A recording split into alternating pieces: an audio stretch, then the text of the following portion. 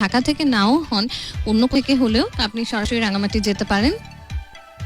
এবং সেই ক্ষেত্রে বাস ভাড়া নন এসির ক্ষেত্রে 600-650, আর এসি বাসের ক্ষেত্রে 800 থেকে 1000 টাকা। এবং আপনি সেখানটায় আপনি যখন নামবেন, সেখান থেকে রাঙামাটি থেকে মাত্র খুব বেশি না, তো সেখানে নামার পর আপনি খুব সহজেই পৌঁছে যেতে পারবেন ওই কি বলে এটাকে সেখানে। বা ওখান থেকে আপনি যেটা করতে পারেন সেটা হচ্ছে রাঙামাটি থেকে রিজার্ভ নৌকা যায়। তো সেই থেকে আপনি রিজার্ভ নৌকা নিয়ে সারাদিনের জন্য ভাড়া করে শুভলং যেতে পারবেন। এবং সারাদিনের জন্য ভাড়া করলে সেই ক্ষেত্রে শুভলং ঝর্ণা ছাড়াও আরও অন্যান্য দর্শনীয় কিছু স্থান রয়েছে, সেগুলোও আপনি দেখতে পারবেন।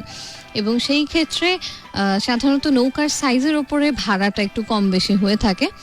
যদি মোটামুটি সাইজের একটা নৌকা হয় সেক্ষেত্রে 1000-1500 টাকার মতো ভাড়া পড়বে। এবং 10-15 জন একসাথে এক নৌকাতে ধরে, সো সেরকম হলেই ভালো হয়। কম মানুষ হলে সেই ক্ষেত্রে হয়তো একটু কষ্টটা বেশি পড়ে যেতে পারে। এবং দেখতে পাচ্ছি 10-15 সেখান থেকে ঝর্ণা পর্যন্ত যেতে 1.5 থেকে 2 ঘন্টা সময় লাগে। এবং এর মধ্যে আপনি দেখতে পাবেন যে ডানে বামে চমৎকার সব দৃশ্য, পাহাড়, ঝর্ণা, ছোট বড় আদিবাসীদের ঘর বাড়ি সবকিছু। এবং লেকের মধ্যে দেখার মতো আরো কিছু জায়গা আছে, আপনি সেই চলার পথে কিন্তু সেগুলোতে ঘুরে ঘুরে একটু দেখে যেতে পারবেন। এবং এছাড়াও আরেকটা ব্যাপার একটু বলে দিই, সেটা হচ্ছে যে শুভলংয়ে থাকার বা খাওয়ার তেমন কোনো ভালো ব্যবস্থা নেই। আর সেজন্য যেটা করতে হয়, আপনি দিনে গিয়ে দিনেই আবার রাঙামাটি শহরে ব্যাক করবেন, সেই ক্ষেত্রে আপনার জন্য সেটা কনভেনিয়েন্ট হবে।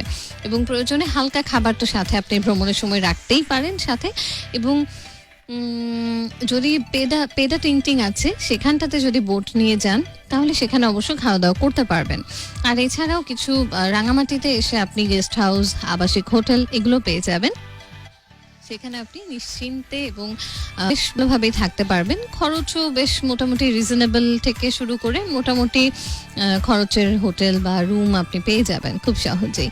তো এভাবেই আপনি কিন্তু এমন চমৎকার একটি জায়গায় খুব সহজে ঘুরে আসতে পারেন। এবং ভ্রমণের ক্ষেত্রে কিছু বেসিক সতর্কতা রয়েছে, সেই জিনিসগুলো একটু মাথায় রাখতে হবে। যেমন শুভলং ঝর্ণায় যদি বর্ষাকালের ঠিক পরপর যদি যান, সেক্ষেত্রে এটার পূর্ণ রূপটা আপনি দেখতে পাবেন এবং এনজয় করতে পারবেন। অর্থাৎ বলে না যে ঝর্ণাটা একদম পরিপূর্ণ রূপে তখন দেখা দেয়, ঠিক সেই রূপটি আপনি দেখতে চাইলে বর্ষাকাল মানে এখনই সেটার জন্য সময়, বা আর কিছুদিন পর। এবং শীতকালে ঝর্ণায় পানি খুবই কম থাকে, তখন যে হয়তো যারা ঝর্ণার পানিতে ভিজতে বা ঝর্ণা ভালোবাসেন তারা হয়তো সেরকম ভালো লাগাটা পাবেন না। এবং এছাড়াও সাঁতার না জানলে লাইফ জ্যাকেট নিয়ে যাওয়া, এই ধরনের কিছু সতর্কতা অবলম্বন অবশ্যই করবেন। এবং গাজীপুর থেকে যারা আছেন এবং যারা রয়েছেন, মোটামুটি এইভাবেই কিন্তু আমরা রাঙামাটিতে ঘুরতে গেলে শুভলং ঝর্ণাটাতে যেতে পারি। আর একটু দেখে নেব, সময়টা প্রায় শেষ দিকে একদম চলে এসেছি ভবঘুরেতে। আজকের মতো একটু কমেন্ট এবং SMS গুলো এখন দেখে নিতে চাই। যারা আছেন গাজীপুর থেকে, জাফলং ঝর্ণায় গিয়েছো কখনো? জাফলং এর ঝর্ণাটা এই ঝর্ণার থেকেও মনে হয়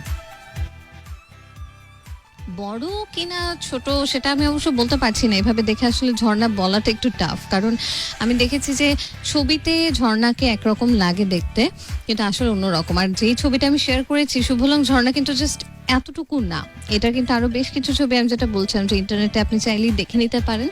আরো অনেক মানে বিভিন্ন ঝর্ণাটা আরো বড় এবং এটার আরো অনেক সুন্দর সুন্দর কিছু জায়গা রয়েছে। ঝর্ণা তো অনেক বড় হয়, তো সেটা আসলে এভাবে একটা ছবি দেখে বোঝা সম্ভব না। আর জাফলং আমি গিয়েছিলাম কিন্তু অনেক বছর আগে, ছোটবেলায় গিয়েছিলাম।